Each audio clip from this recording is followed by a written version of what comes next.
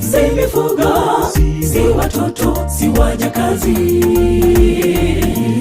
Palikuwa na mtu katika nchi ya Usi, jina lake Ayubu.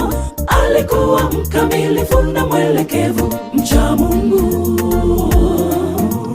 Kutokana na hayo Mungu alimtunuku mali mengi, si mifugo, si watoto, si wajakazi.